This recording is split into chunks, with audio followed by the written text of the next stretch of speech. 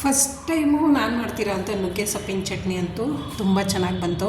ನನ್ನ ಫ್ರೆಂಡ್ ಹೇಳ್ಕೊಟ್ಟಿದ್ದು, ನಾನೊಂದು ಸಲ ಟ್ರೈ ಮಾಡಿದ್ದೀನಿ. ತುಂಬಾ ಚೆನ್ನಾಗಿ ಬಂತು. ನೀವೊಂದು ಸಲ ಟ್ರೈ ಮಾಡಿ, ಖಂಡಿತವಾಗ್ಲೂ ತುಂಬ ಚೆನ್ನಾಗಿರುತ್ತೆ ಮತ್ತು ಹೆಲ್ತಿ ಆಗಿರುತ್ತೆ. ಯಾಕಂದರೆ ನಾವು ನುಗ್ಗೆ ಸೊಪ್ಪು ಮತ್ತು ಕಡಲೆ ಬೀಜ ಎಳ್ಳು ಎಲ್ಲ ಹಾಕಿ ಮಾಡಿರೋದ್ರಿಂದ ತುಂಬಾ ಹೆಲ್ತಿಯಾಗಿರುತ್ತೆ. ಅಟ್ಲೀಸ್ಟ್ ವಾರದಲ್ಲಿ ನೀವು ಒಂದು 2 ಸಲನಾದರೂ ಮಾಡ್ಕೊತಾ ತಿಂತಾ ಇರ್ಬೋದು. ಮೊದಲಿಗೆ ನಾನಿಲ್ಲಿ ನುಗ್ಗೆ ಸೊಪ್ಪನ್ನ ತೊಳೆದು ಬಟ್ಟೆ ಮೇಲೆ ಒಣಗಾಕಿಟ್ಕೊಂಡಿರ್ತೀನಿ. ನೀರಿನ ಅಂಶ ಎಲ್ಲ ಫುಲ್ ಹೋಗಬೇಕು. ನುಗ್ಗೆ ಸೊಪ್ಪಿನ ಚಟ್ನಿ ಪುಡಿಗೆ ನಾನು ಯೂಸ್ ಮಾಡ್ತಾ ಇರೋಂಥ ಐಟಮ್ಸ್ನ ತೋರಿಸ್ತಾ ಇದ್ದೀನಿ. 1 ಹೋಳಷ್ಟು ಫುಲ್ಲು ಒಣಗೊಬ್ಬರಿ ತೊಗೊಂಡಿದ್ದೀನಿ, 3 ಸ್ಪೂನಷ್ಟು ಬಿಳಿ ಎಳ್ಳು, 1 ಸ್ಪೂನಷ್ಟು ಧನಿಯಾ ಕಾಳು, ಸ್ವಲ್ಪ ಹುಣಸೆಹಣ್ಣು, ರುಚಿಗೆ ತಕ್ಕಷ್ಟು ಉಪ್ಪು, ಹಾಗೆಯೇ ಕಡಲೆ ಬೀಜ, 1 ಸ್ಪೂನು ಜೀರಿಗೆ, 1 ಸ್ಪೂನು ಕಡಲೆಬೇಳೆ, 1 ಸ್ಪೂನು ಉದ್ದಿನಬೇಳೆ, ಬೆಳ್ಳುಳ್ಳಿ 1 ಚಿಕ್ಕದು, ಬ್ಯಾಡಗೆ ಮೆಣಸಿನ್ಕಾಯಿ, ಖಾರದ ಮೆಣಸಿನ್ಕಾಯಿ. ಬ್ಯಾಡಗೆ ಮೆಣಸಿನ್ಕಾಯಿ ಎಂತಕ್ಕೆ ಹಾಕ್ತಿದ್ದೀನಿ ಅಂದರೆ ಸ್ವಲ್ಪ ಕಲರ್ ಚೆನ್ನಾಗಿ ಬರುತ್ತೆ ಅಂತ. ಬನ್ನಿ ಇವಾಗ ರೆಡಿ ಮಾಡ್ಕೊಳ್ಳೋಣ. ಒಂದು ಬಾಣಲಿ ತೊಗೊಂಡು ಅದರಲ್ಲಿ ಕಡಲೆಬೇಳೆ ಮತ್ತು ಉದ್ದಿನಬೇಳೆ, ಜೀರಿಗೆ ಇಷ್ಟು ಫ್ರೈ ಮಾಡ್ಕೊಳ್ಳೋಣ. ಹಾಗೆಯೇ ಡ್ರೈ ಫ್ರೈ ಮಾಡ್ತಾಯಿದ್ದೀನಿ, ಎಣ್ಣೆ ಹಾಕೊತಿಲ್ಲ. ಸ್ವಲ್ಪ ಬಣ್ಣ ಚೇಂಜ್ ಆಗೋ ತನಕ ಹುರ್ಕೊಂಡ್ರೆ ಸಾಕು.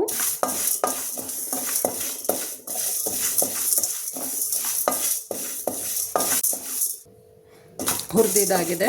ಸ್ಟವ್ ಆಫ್ ಮಾಡಿ ಆರ್ಲಿಕ್ಕೆ ಬಿಡೋಣ. ಒಂದು ಪ್ಲೇಟ್ಗೆ ಹಾಕಿ ತಣ್ಣಗಾಗಕ್ಕೆ ಬಿಡ್ತಾಯಿದ್ದೀನಿ.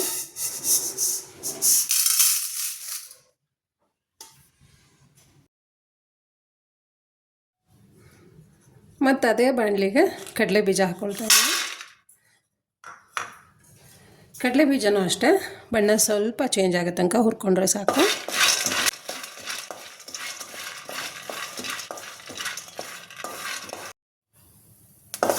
ಕಡಲೆ ಬೀಜ ರೆಡಿಯಾಗಿದೆ. ಸ್ಟವ್ ಆಫ್ ಮಾಡಿ ತಣ್ಣಗಾಗಕ್ಕೆ ಬಿಡೋಣ.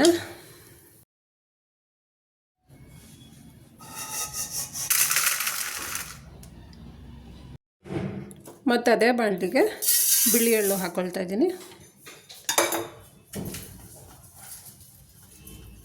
ಜೊತೆಗೆ ಬೆಳ್ಳುಳ್ಳಿನೂ ಹಾಕ್ಕೊಳ್ಳೋಣ.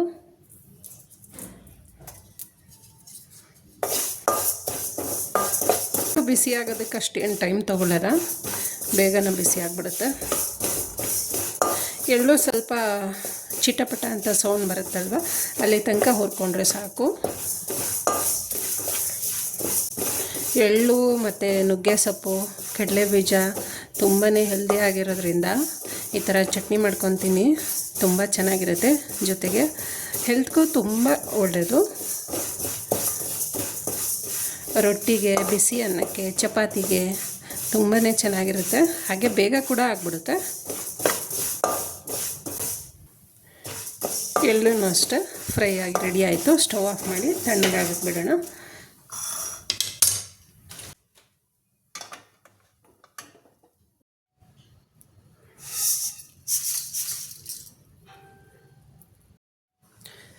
ಈಗ ಉಳಿದಿರೋ ಅಂಥ ಧನಿಯಾ ಕಾಳು, ಹಾಗೆ ಬ್ಯಾಡಗಿ ಮೆಣಸಿನ್ಕಾಯಿ, ಖಾರದ ಮೆಣಸಿನ್ಕಾಯಿ ಅಷ್ಟು ಫ್ರೈ ಮಾಡ್ಕೊಳ್ಳೋಣ.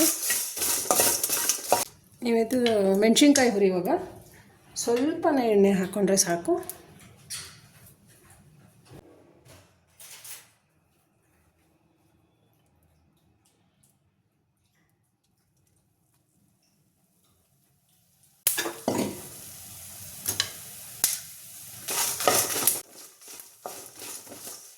ರೆಡಿಯಾಗಿದೆ. ಈಗ ಸ್ಟವ್ ಆಫ್ ಮಾಡಿ ತಣ್ಣಗಾಗಕ್ಕೆ ಬಿಡೋಣ.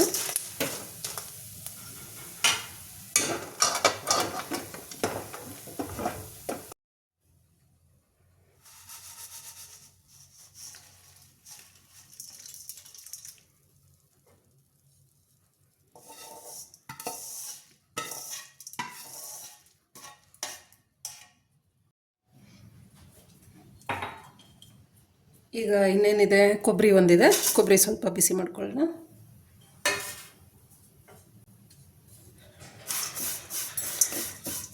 ನಾನಿಲ್ಲಿ ಅರ್ಧ ಹೋಳನಷ್ಟು ಕೊಬ್ಬರಿನ ತುರಿದ್ಬಿಟ್ಟು ಬಿಸಿ ಮಾಡ್ತಾಯಿದ್ದೀನಿ. ಕೊಬ್ಬರಿದು ಅಷ್ಟೇ ಬಣ್ಣ ಚೇಂಜ್ ಆಗೋ ತನಕ ಹುರ್ಕೊಬೇಕು.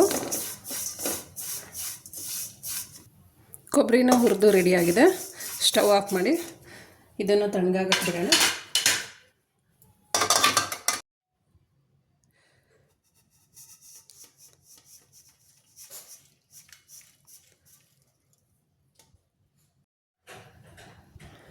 ಅದೇ ಬಾಣಲೆಗೆ ಇವಾಗ ನುಗ್ಗೆ ಸೊಪ್ಪು ಹಾಕಿ ಹುರಿಯೋಣ.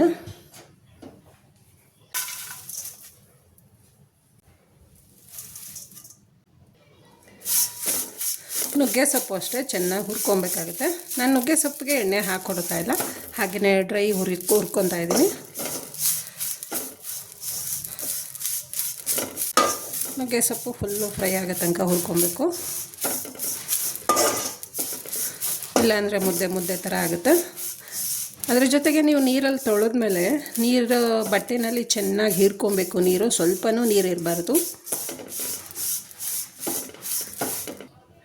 ನುಗ್ಗೆ ಸೊಪ್ಪು ರೆಡಿಯಾಗಿದೆ ನೋಡಿ. ಸ್ಟವ್ ಆಫ್ ಮಾಡಿ ತೋರಿಸ್ತಾ ಇದ್ದೀನಿ. ಈ ಥರ ನಾವು ಮುಟ್ಟಿದ್ರೆ ಗೊತ್ತಾಗ್ಬಿಡುತ್ತೆ, ಒಂಥರ ಒಣಗಿರೋ ಸೊಪ್ಪು ಒಂಥರ ಗೊತ್ತಾಗುತ್ತೆ. ಅಲ್ಲಿ ತನಕ ಹುರ್ಕೊಂಡಾದ್ಮೇಲೆ ಸ್ಟವ್ ಆಫ್ ಮಾಡ್ಕೊಬೇಕು. ಇವಾಗ ಹುರಿದಿರೋ ಅಂಥ ಐಟಮ್ಸ್ನೆಲ್ಲ ಜಾರ್ಗೆ ಹಾಕ್ಕೊತಾ ಇದ್ದೀನಿ. ನುಗ್ಗೆ ಸೊಪ್ಪು ಒಂದು ಬಿಟ್ಟು ನುಗ್ಗೆ ಸೊಪ್ಪನ್ನ ಲಾಸ್ಟಲ್ಲಿ ಹಾಕ್ಕೋಬೇಕಾಗುತ್ತೆ. ಏನು ಫ್ರೈ ಮಾಡ್ಕೊಂಡಿದ್ದೆ ಅಷ್ಟು ಐಟಮ್ಸ್ನ ಹಾಕ್ಕೊಳ್ತಾ ಇದ್ದೀನಿ.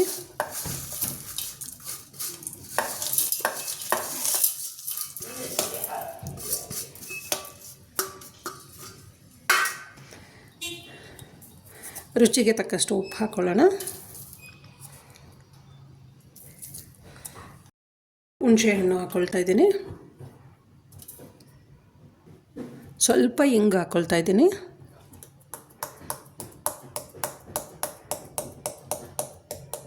ಸಾಕು. ಇವಾಗ ರುಬ್ಕೊಂಬರೋಣ. ತೀರಾ ನುಣ್ಣಗೇನು ರುಬ್ಬೋದು ಬೇಡ, ತರಿ ಇದ್ದರೆ ಸಾಕು.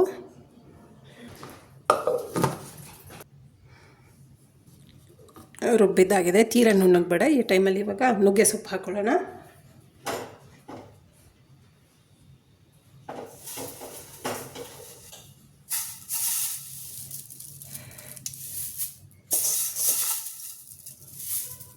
ತೀರ ನುಣ್ಣಗೇನು ಬೇಡ, ನುಗ್ಗೆ ಸೊಪ್ಪು ಬರೀ ತರಿ ಥರ ಬಂದರೆ ಸಾಕು.